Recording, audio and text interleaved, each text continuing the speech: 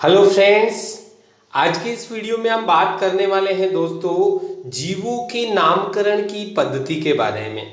यानी जीवों का नामकरण कैसे किया जाता है। विश्व के जितने भी पादप हैं, जितने भी जंतु हैं, इन सब का किस तरह से नामकरण किया जाता है और किस प्रकार से नाम रखा जाता है। तो दोस्तों, जीवों की नामकरण की जो विभिन्न पद्धतियां दी गई हैं, उन पद्धतियों में से सबसे महत्वपूर्ण जो पद्धति है, उस पद्धति का नाम है दोस्तों द्विनाम पद्धति, बायोनोमियल मेथड। इसके बारे में इस वीडियो में हम डिटेल से बात करने वाले हैं दोस्तों। तो बायोनोमियल मेथड या द्विनाम पद्धति क्या होती है, इसकी आवश्यकता क्यों पड़ी, ये किसने दी।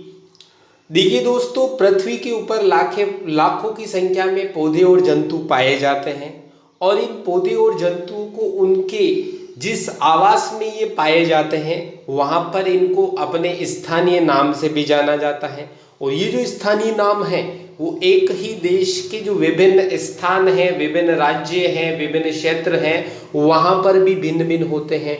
इसके अलावा अलग अलग भाषाओं में इनका नाम फिर अलग अलग होता है। ऐसे में एक ही जीव जो होता है उसको अलग अलग भाषाओं में अलग अलग नामों से जाना जाता है।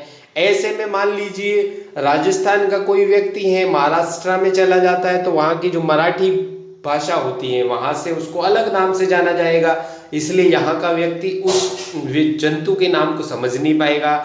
तमिलनाडु में चला गया तो वहाँ पे तमिल भाषा बोलने वाले व्यक्तियों की भाषा को वो नहीं समझ पाएगा, वहाँ के व्यक्ति यहाँ के नहीं समझ पाएंगे। और ऐसे ही अगर दुनिया के अलग अलग देशों में जाए तो वहाँ पर भी अलग अलग प्रकार की लैंग्वेज चलती हैं, भाषाएं चलती हैं। ऐसे में दुविधा ये खड़ी होती है कि यहाँ से स्टडी करके, पढ़ाई करके, एजुकेशन कंप्लीट करके कोई व्यक्ति अगर विदेश में जॉब के लिए जाता है तो वहाँ पर भी उसका अलग नाम होंगे। ऐसे में परेशानी खड़ी ये होती है कि यहाँ की जो एजुकेशन है वहाँ पर उसके लिए यूज़फुल नहीं रहेगी। तो ऐसी समस्या का समाधान करने के लिए दुनिया के समस्त जीव वैज्ञानिकों ने मिलकर ये निश्चय किया कि दुनिया के जो समस्त जंतु होते हैं उन जंतुओं का नामकरण हमें इस प्रकार से रखना चाहिए कि एक जो जंतु हो उसका पूरी दुनिया में सिर्फ एक ही नाम हो। और ऐसे जो नाम होते हैं उनको वैज्ञानिक नाम का दर्जा दिया जाता है। पादपों को जो नाम है उनको हम वानस्पतिक नाम बोल देते हैं और जंतुओं के जो नाम हैं उनको जूलॉजिकल नाम या वैज्ञानिक नाम भी बोल देते हैं। तो दोस्तों, पादपों के वैज्ञानिक नाम जो होते हैं वो एक सर्वमान्य नियम, और उस सर्वमान्य नियम का नाम है ICBN।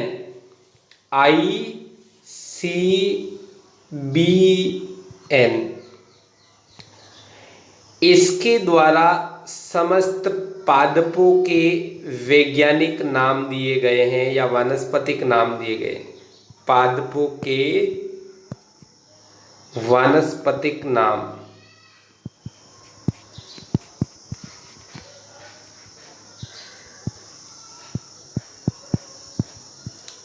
यानी पादपों के जो वानस्पतिक नाम है दोस्तों वो किसने दिए? ICBN ने। अब इस ICBN की फुल फॉर्म क्या होती है, यानी पूरा नाम क्या होता है? इंटरनेशनल। I का मतलब क्या होता है दोस्तों?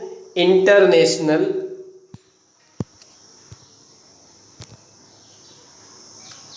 ICBN।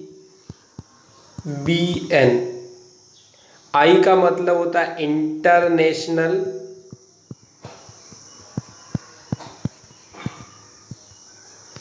C का मतलब होता है कोड, COD, कोड ऑफ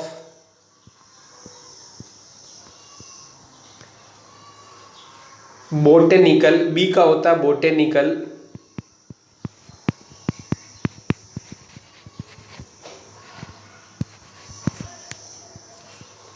और N का मतलब होता है नोमेनकल्चर।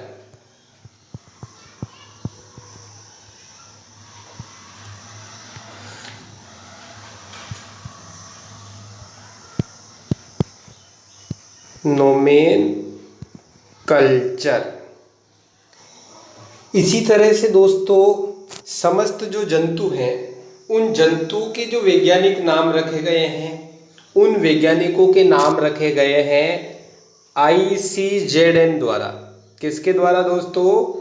ICZN।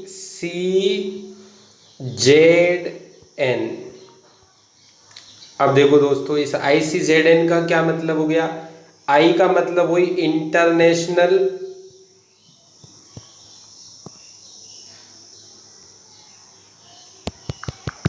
टेक्निकल इश्यू आ रहा है दोस्तों। आई का हो गया इंटरनेशनल, इसी तरह सी का वापस वही हो गया दोस्तों, code of, international code of, और जेड का हो गया zoological,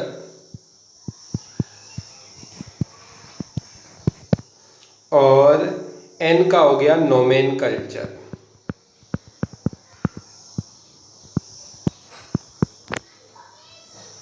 international code of zoological nomenclature, इसकी द्वारा सारे के सारे जंतुओं के नाम रखे गए हैं।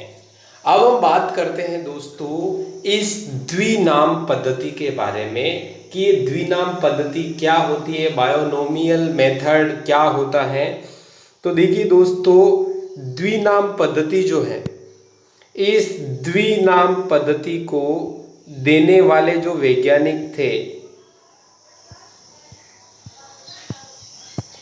उस वैज्ञानिक का नाम है कैरोलस लीनियस। कैरोलस लीनियस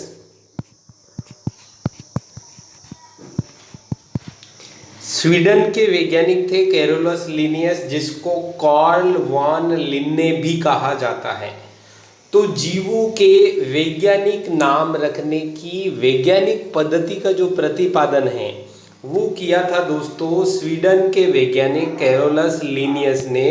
यानी कैरोलस लीनियस ने एक ऐसी पद्धति दी जिस पद्धति के द्वारा दुनिया के समस्त जीवों का नामकरण किया गया, और वर्तमान में ये संपूर्ण विश्व में नामकरण की ये पद्धति पूरी तरह से मान्य है, सर्वाधिक स्वीकार्य है।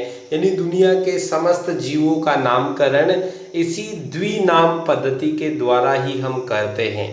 अब इस द्विनाम पद्धति में जो नामकरण किया जाता है दोस्तों, इसके नामकरण के भी कुछ नियम हैं। उन नियमों के बारे में बात करते हैं।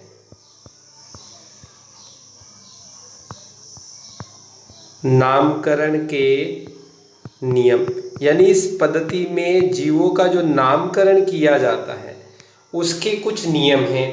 पहला नियम क्या होगा? जीव का जो वैज्ञानिक नाम होगा उस वैज्ञानिक नाम के दो घटक होंगे। जीव के वैज्ञानिक नाम के कितने घटक होंगे दोस्तों? दो घटक होंगे। प्रथम जो घटक होगा या प्रथम जो नाम होगा वो किसका होगा? पहला नाम होगा दोस्तों वंश का, यानी उस जीव का वंश का नाम होगा, जीनियस का नाम होगा। और दूसरा जो नाम होगा, दूसरा नाम, और वो दूसरा नाम होता है दोस्तों जाति का। यानी जीव का वैज्ञानिक नाम जो होगा उसमें दो घटक रहेंगे। पहला जो नाम है वो वंश का रहेगा, दूसरा नाम जाति का रहेगा। ये नामकरण का पहला मुख्य नियम है। इसके अलावा दूसरा नियम है दोस्तों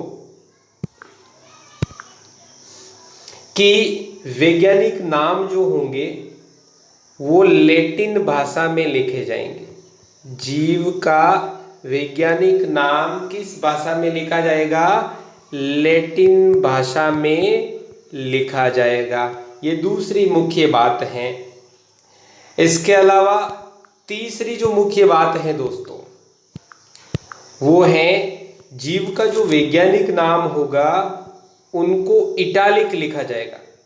इटालिक मतलब तिरछे अक्षरों में, तिरछे अक्षरों में, जिसको हम अंग्रेजी में इटालिक बोलते हैं।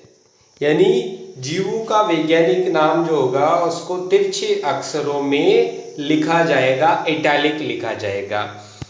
नेक्स्ट कुछ फोर्थ पॉइंट है दोस्तों कि जीव का जो वैज्ञानिक नाम होगा उसमें हमने बात करी पहला नाम जो वंश का होगा, उस वंश के नाम का पहला जो अक्षर होगा, वंश के नाम का पहला अक्षर, वो पहला अक्षर बड़े अक्षरों में होगा, यानी कैपिटल लेटर में होगा। वंश के नाम का पहला अक्षर कैपिटल लेटर में बड़े अक्षरों में होगा। इसी तरह जाति के जो नाम का पहला अक्षर होगा, जाति के नाम का पहला अक्षर, और वो पहला अक्षर किस में लिखा जाएगा दोस्तों? स्मॉल लेटर में लिखा जाएगा। यानी वंश के नाम का पहला अक्षर कैपिटल लेटर में और जाति के नाम का पहला अक्षर स्मॉल लेटर में लिखा जाता है, छोटे अक्षरों में लिखा जाता है। इसके अलावा दोस्तों कुछ ऐसी जातियां हैं जिनके वंश के नाम भी कॉमन होते हैं। तो ऐसी परिस्थिति में क्या करते हैं, उस जाति को खोजने वाले वैज्ञानिक का भी नाम कोष्ठक में उस जाति के नाम के बाद में लिख दिया जाता है।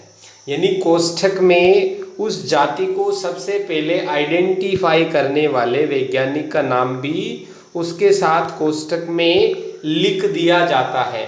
जैसे उदाहरण की बात करें, हम कुछ एग्जाम्पल देखते हैं दोस्तों। जैसे मनुष्य है, मनुष्य, अब इस मनुष्य का वैज्ञानिक नाम क्या होता है दोस्तों? होमो सेपियंस। अब ये जो होमो सेपियंस है, ये नाम सबसे पहले कैरोलस लीनियस ने ही दिया था। यानी होमो सेपियंस का नाम किसने दिया था? लीनियस ने ही दिया था, कैरोलस लीनियस ने। तो कैरोलस लीनियस जो थे, इसको हम कार्ल वॉन लिन्ने भी कहा जाता है। ऐसे में मनुष्य के वैज्ञानिक नाम के कोष्ठक में कई बार ये लिन शब्द, जो कि लीनियस का संक्षिप्त रूप है लिन, होमो सेपियंस लिन, मतलब मानव को होमो सेपियंस का नाम कैरोलस लीनियस ने दिया था। जैसे एक और एग्जाम्पल लेते हैं, एग्जाम्पल नंबर सेकंड। जैसे एग्जाम्पल नंबर सेकंड हम लेते हैं दोस्तों, जैसे आम की हम बात करें, एग्जाम्पल नंबर सेकंड है आम। आम जो होता है दोस्तों, उसका वैज्ञानिक नाम है मेंजीफेरा इंडिका।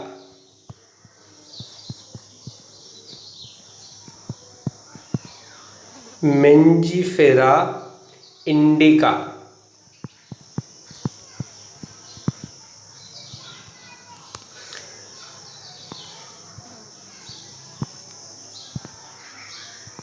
अब क्योंकि दोस्तों ये तो हम हिंदी के अंदर लिख रहे हैं, वास्तव में जीवों का जो वैज्ञानिक नाम है वो लैटिन भाषा में लिखे जाते हैं, मतलब अंग्रेजी भाषा में। अगर इसको हम अंग्रेजी में लिख के देखें तो किस प्रकार से इसका वैज्ञानिक नाम होगा?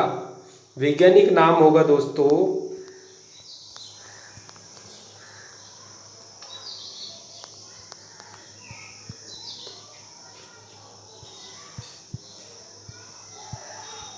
मेंजीफेरा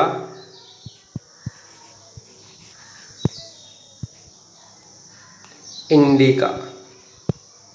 अब देखिए दोस्तों, पहली बात, इनको इटैलिक ऐसे तिरछा लिखा जाता है, तिरछे अक्षरों में। वंश के नाम का पहला अक्षर कैपिटल लेटर में होगा, जाति के नाम का पहला अक्षर स्मॉल लेटर में होगा। ये किसका नाम है? वंश का नाम है। और ये दूसरा जो नाम होगा वो किसका नाम होगा दोस्तों? जाति का नाम होगा। यानी मेंजीफेरा इंडिका आम का वैज्ञानिक नाम हो गया। तो ऐसे बहुत सारे एग्जाम्पल नेक्स्ट वीडियो में हम विभिन्न जीवों के वैज्ञानिक नाम पौधे और जंतुओं के लेकर के आपके समक्ष उपस्थित होंगे। उम्मीद करता हूँ ये वीडियो आपको पसंद आया होगा, तो इसे लाइक शेयर व चैनल को सब्सक्राइब करना बिल्कुल भी नहीं भूले। Thanks for watching. Have a nice day.